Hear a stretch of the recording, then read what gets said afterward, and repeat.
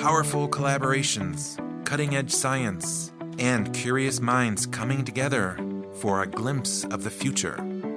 Stay tuned as we look at the latest updates on some of the most promising technology projects. Hello and welcome to our podcast. I'm Peter Balint. Today we're just outside Paris at CEA. We're sitting in on the kickoff meeting for a new European Commission-funded project called SPARTA.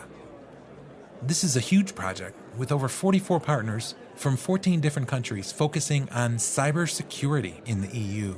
And why cybersecurity? Consider these facts. Fact 1, and these are from the European Commission, by the way. Ransomware attacks have increased threefold between 2015 and 2017. And what is a ransomware attack? This is when the bad guy gets a hold of your data, steals it, or encrypts it, and holds it hostage until you pay. Yes, you have to pay to get your own data back. This really happens, and it's happening more every day. Fact 2, the economic impact of cybercrime has risen fivefold since 2013. Just think about that, fivefold. Fact 3, 87% of Europeans see cybercrime as an important challenge for EU's internal security. And finally, the Internet of Things is already a reality, with tens of billions of connected digital devices expected in the EU by the year 2020. And what is a connected digital device? Well, this could be anything from your phone, a GPS device, appliances, home automation controls, cameras, blood pressure monitors, and yes, even coffee machines. Consider this statement from Jean-Claude Juncker, President of the European Commission. He said, "Cyber attacks can be more dangerous to the stability of democracies and economies than guns and tanks. Cyber attacks know no borders, and no one is immune." So we could see this as important. And you're asking probably right now, okay, well, what is the European Commission doing to protect us? Well, they're doing a lot, actually. Number one, they're establishing a stronger European Union cybersecurity agency, and this is to help member states in the case of cyber attack. They're also creating a European Union-wide cybersecurity certification scheme that will increase the cybersecurity of products and services in the digital world. The EU is also developing a blueprint for how to respond quickly when something happens, when there's a large-scale cyber attack. And the other thing that they're doing, which will aid our efforts to defend ourselves against cyber attacks, is funding. And this leads us back to the SPARTA project. It's the reason we're all gathered here today. This project takes a stance against cyber attacks, but it is far-reaching in so many other areas. So, it's time to dive into SPARTA. So let's go in the studio where we are joined by Florent Kirchner. He is the coordinator for SPARTA. Welcome to the studio. Thanks for being here today. Thank you. Tell us a little bit about yourself and tell us about SPARTA. So I'm Florent Kirchner. I work at CEA, just south of Paris. And at CEA, I do a couple of things. One, I'm a scientific expert on matters of trustworthy software. How do you trust your software? What does it take for you to build or to exploit software in a trustworthy fashion? And then I have a second attribution and a second hat, in a way, to coordinate and to animate the discussions in cybersecurity between the teams in this area of CEA. In particular, I coordinate the program on cybersecurity of the CEA List, which is the Smart Digital Systems division inside CEA. So SPARTA is a project that focuses on putting people together to work on complex and ambitious questions in cybersecurity, important questions in cybersecurity.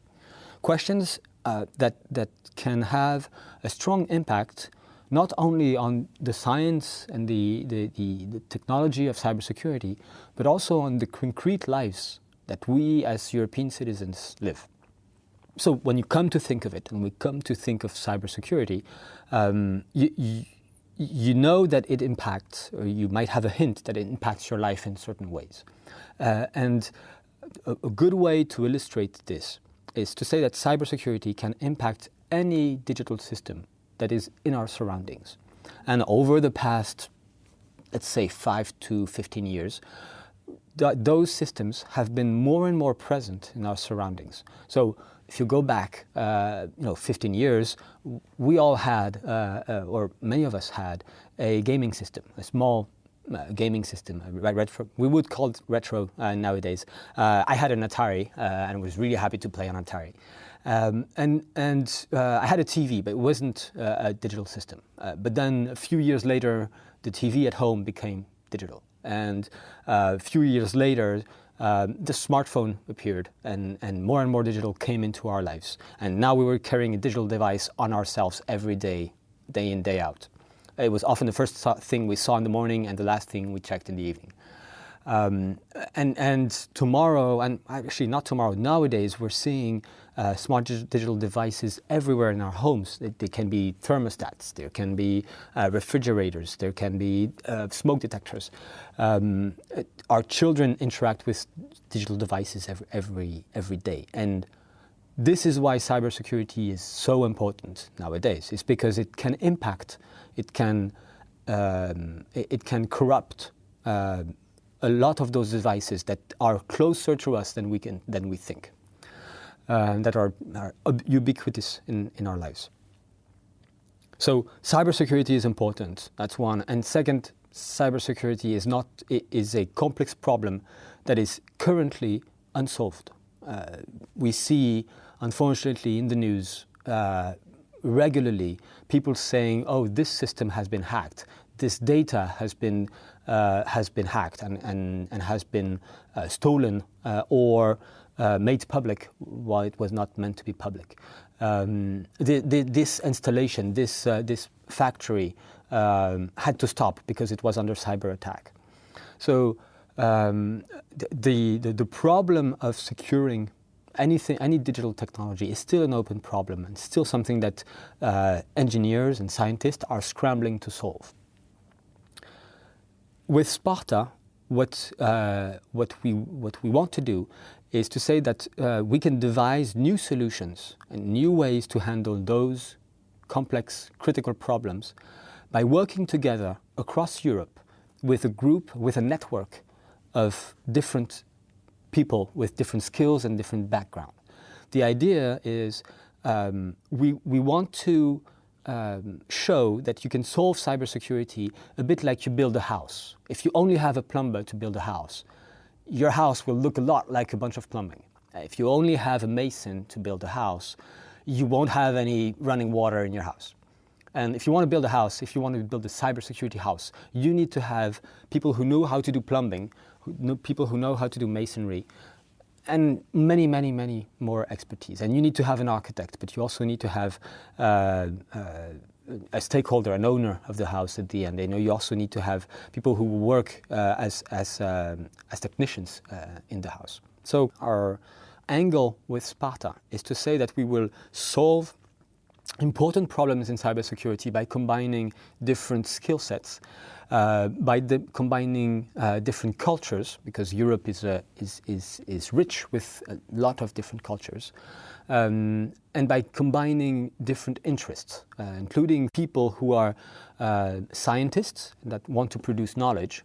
You have people who are engineers and want to produce technology, and you have people who are grassroots activists and they want to produce change and effect results.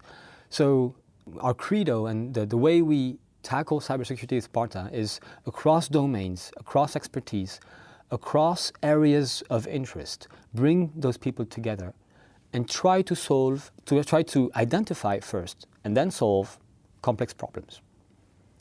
This is a huge undertaking. What's interesting for me, and maybe you could speak a little bit about this, is the work is sort of broken up in a project like this. But what's interesting is you have modules for looking at things like gender equality. You have a module looking at education and training. And there are some of these modules that it sounds like aren't even necessarily technology driven, but they are still necessary components for dissemination, for education. Yeah, absolutely.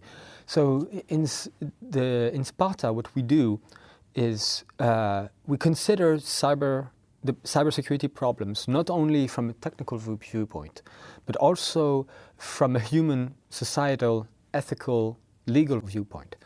And that triggers a number of activities around this. So, for instance, how do you train people to use novel cybersecurity technologies to be able to then secure their installations, secure their surroundings? How do you teach?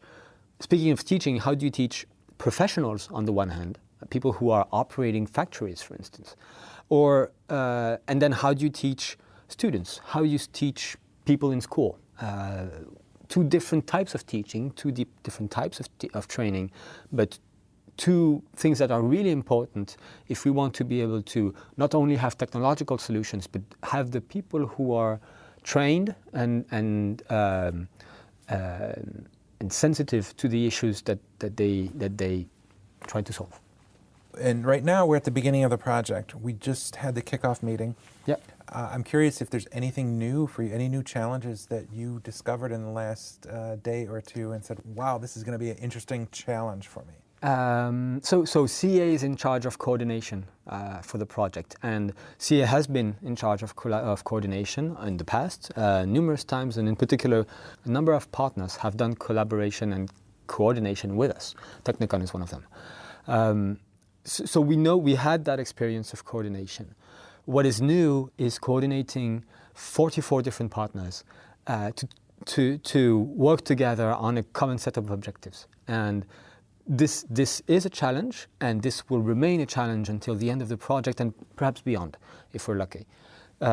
Because 44 partners are a lot of people to manage, to align, to share, making sure that we have the right instruments to align, to share information, to share decisions, is going to be a challenge. It's already a challenge, and it's going to remain a challenge. But it's a fantastic challenge to have, a really interesting one to have. Looking forward to picking it up. The interesting thing with this diversity that I'm mentioning, that is challenging, 44 different partners, is it is also an incredible asset for all of the other challenges that you can think of. If you think, well, okay, we need to find a new approach to protecting data, for instance. We need to find a new idea for how to organize the industrial community in Europe. The fantastic news is that the wealth of ideas and of people who can contribute to answering this question in SPARTA. You have 44 partners who, all of them, have very interesting viewpoints on how they can solve challenges centered around cybersecurity. So it's both a challenge in terms of making sure everyone is aligned and everyone is coordinated, but it's also a tremendous opportunity to address problems at scale that we haven't had the chance to address before. I'm really, really, really conscious of that, and really hopeful that we can leverage that as much as we can during the life of the project. That was part one of our conversation with SPARTA coordinator, Florent Kirchner. In the next episode, we discuss the impact of this project for the average EU citizen and how a relatively short project can have lasting effects. But before we go, let's take a quick listen to what project partners are saying here at the SPARTA kickoff. So I'm Olivier Bétan from Thales, and I was really happy to be there today. The audience was really great. There was a lot of interesting speakers, and I'm really glad to be part of SPARTA and to start a successful project with the rest of the cool guys and a really nice R&D team and industrial and SMEs partner. So you feel like this is a well-balanced team? Totally, yeah, and that probably was the first time we have so much partners inside the same room, dedicated to and focused to deliver innovative and interesting project around cybersecurity issues, current and foreseen one. And what's your part in the project? So I'm representing Thales as an R&D partner here. We are task lead within the software challenges. So regarding the coming obstacle for AI and AI algorithm, what they will face in terms of new threats, new way to attack such system, and how to defend them against malicious activities and attacker behaviors. Tell us who you are and where you come from, and give us your impression of the SPARTA kickoff meeting today. Okay, so my name is Marek. I'm from Poland. The meeting was very inspiring. I think there's a lot of work to do. We'll be building the roadmap, how to achieve all the goals that were mentioned today. And there's another day to talk about it tomorrow, so I'm eager. Tell us who you are, where you come from, and how was your impression of the meeting today? I am acting rector of Mykolas Romer's University. I came here as administrator to see what our researchers are doing, and I am very proud that in SPARTA consortium our teams working in cybersecurity area were involved, and it's a great honor for our institution and for Lithuania as a country to be involved into this project. Okay, thank you very much. I'm Peter Balint. Thanks for listening, and see you next time. This project has received funding from the European Union's Horizon 2020 Research and Innovation Program under Grant Agreement number 830892.